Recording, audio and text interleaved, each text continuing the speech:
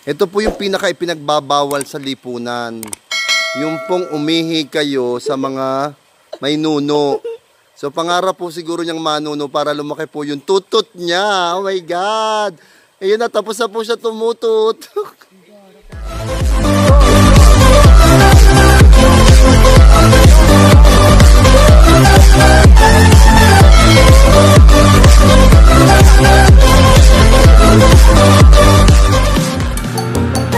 Hi! Mga pag-interviewers at mga kapag-usmas, ngayon pinaghahanda ako para sa pagpunta ko sa mga iba't ibang resort dito sa Candelaria kasi po on February 27 kami po ay nagset po ako ng isang swimming ng aking grupo.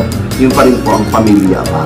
Pero yun po ay mayroon talagang dahilan kung bakit kami mag-swimming. So ngayong hapong ito, habang ako po narito sa CR, ako lang naman po talaga lagi yung nagsi-CR, tapos yung naka-polo shirt, tapos kung ano-ano suot yung pang-formal na hindi tama sa pang-CR. So maghahanap po pa yung mga iba-ibang resort dito sa bayan ng Candelaria. Pero wala po kasi akong budget at alam ko naman ako din nagtatamaan. Kaya tayo po ay mag-iimbento ng mga resort dito sa Candelaria. Actually, madami pong mga resorts dito sa bayan ng Candelaria.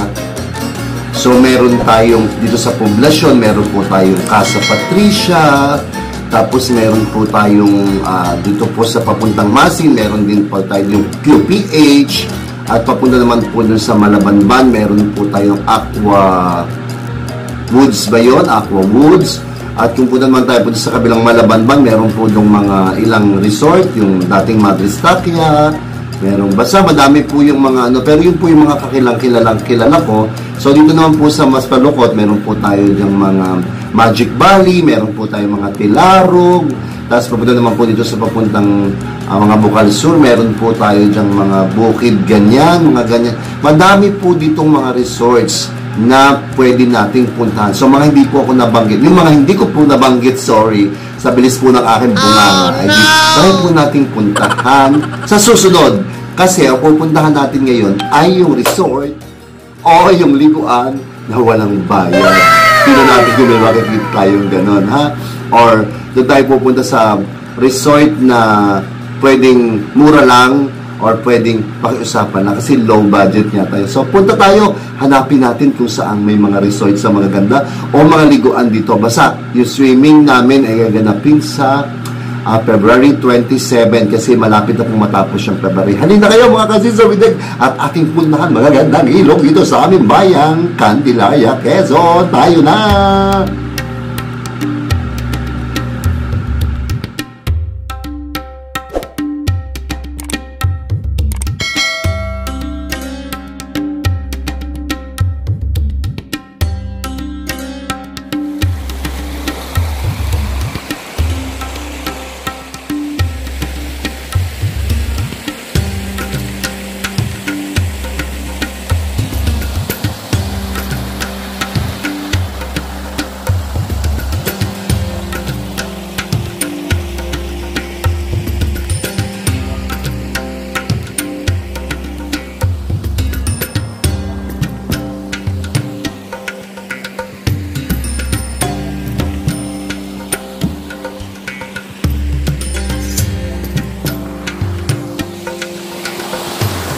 So, narito na nga ako mga kasistor with the kapangas-bangas at ito na nga ang unang ilog na aking pinuntahan. Siguro makaka-relate lang po dito kung sino yung mga taga dito. Yan, no? Malinis din naman kung titingnan. So, ito po ang ating unang option na pwede natin pagliguan. So, kung tutuusin, ito po yung pinakasala nila. Yan. At ito naman po yung pwedeng panliguan. Pero parang dirty naman po pag nakita mo. Pero sige, titignan natin kasi walang option, wala tayong pera pero gusto mag-swimming. So, itong lugar na ito ay para lamang po sa mga taga dito yata.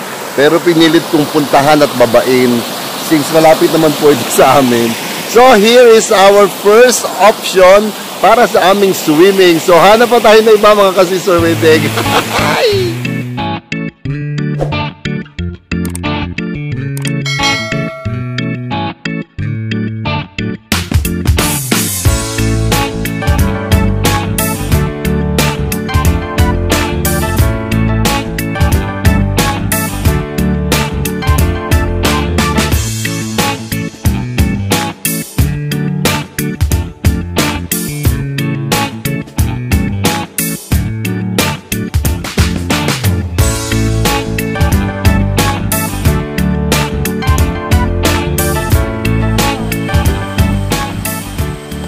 Ayan mga ka-sister with gulatan na naman. Ito po walang itsura ng Tilarog. So pwede naman daw po kami dito on February 27. Kaso, kami daw po ang magsasala.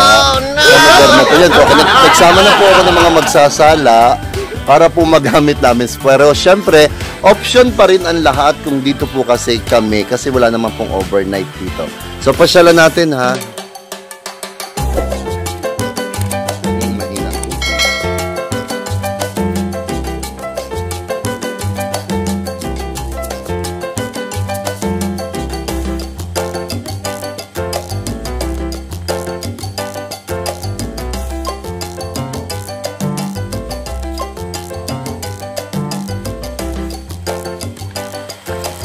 Ito po yung pinaka-ipinagbabawal sa lipunan. Yung pong umihi kayo sa mga may nuno. So pangarap po siguro yung manuno para lumaki po yung tutot niya. Oh my God! Ayun na, tapos na po siya tumutut. So hindi daw po sila makapaniwala na ganito ang itsura ng Tilarog. Pag ganitong hindi naman summer, pero pa summer na, sabi po kasi na nakasalubong namin ay tinanggalan ng tubig kasi nga madumi, pero sabi niya bukas daw, sasalaan na nga ulit ito. So kahit naman ako, na-amaze ako sa nangyari dito. Just parang lubluban ng kalabaw. So baka po 27 pwede kami dito. Tatry pa lang po. So lilipat po kami ng ibang ilog kung saan pa kami may matatagpuan. Madami pong spring dito sa Candelaria. Parang spring sa motor. Charay!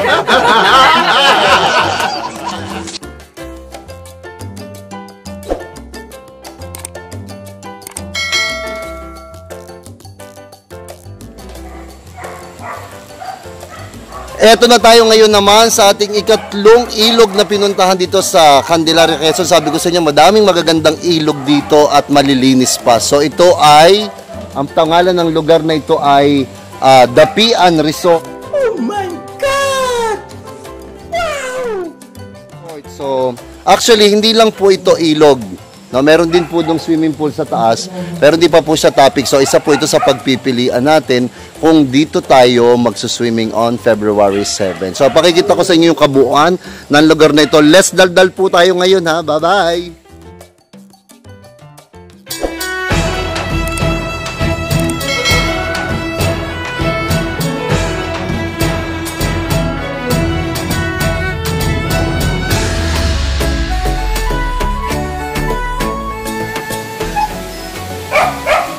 So yun mga ka-sister with eggs, sa mga narating ko pong resort dito na ito nga pong running water, ito na po yung isa sa pinakamagandang resort na ilog lang at isa sa pinakamalinis na ilog dito sa bayan ng Candelaria. So ito po, maganda po ito may promote. Chat nyo lang po ako, i-text nyo ako, sasamahan ko po kayo dito. Basta may premyo po ako.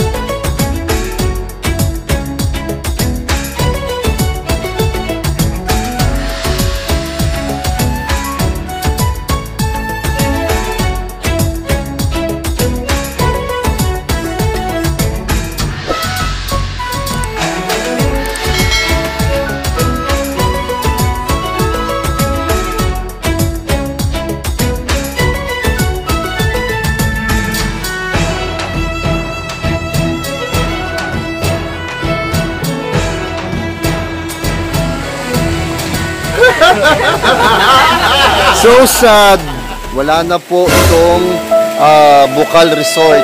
So hindi pa po rin siguro naaayos. Pero kung pagmamasdan nyo, maganda din naman po yung place.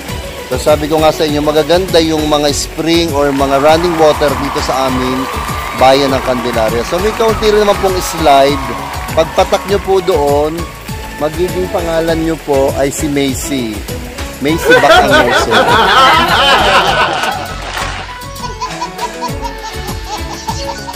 So sad mga ka-sister with egg, ito ay hindi maayos ngayon. Hindi katulad nung Tilarog po na pinuntahan natin, medyo naaalagaan ng maayos. Ito po mukhang hindi po kasi nga, dahil nga sa pandemic na naganap, siguro ayaw din nilang magpapunta or wala na sigurong mag-asikaso rin dahil natatakot din silang lumabas. Kami lang naman po ang mga matitigas ang ulo eh. So yeah, may mga nagbe-bake-bake po dito, nagbibilog-bilog. Yan, ang gaganda po ng kasama ko, 'di ba? Ang pogi po nung isang nagbe-vape. Ang ganda po ni Kokey. Ito, si Mahi po, hindi ko mapangalanan. So yeah, parang ito po yung isang ilog na dapat sana ay ngayong mga panahong ito ay nami-maintain na at maganda na po dapat dahil ngayon po yung February. So papasok ng March, start na po dapat ng liguan ng mga kabataan. So dinadayo rin po ito ng mga karatig bayan namin dito sa lalawigan ng Quezon. So ito daw po pag gantong summer ay kita ang ilalim. So kita rin naman po ang ilalim ngayon, kaso nga lang syempre mababaw, kita nga rin ang ilalim. So siguro punta tayo sa isang lugar naman na may swimming pool. Tingnan natin kung ano naman ang diferensya. So parang may bagong swimming pool po na hindi pa nare-recover. Hindi pa namin napupuntahan. So tatry po namin puntahan para isa sa mga choices. Kung walang ilog, di swimming pool pa tayo na medyo marumura lang. Huli na kayo, samahan nyo kami. Dadamba naman po tayo dun sa isang lugar na bagong resort. Ang daming langmok. Bye-bye!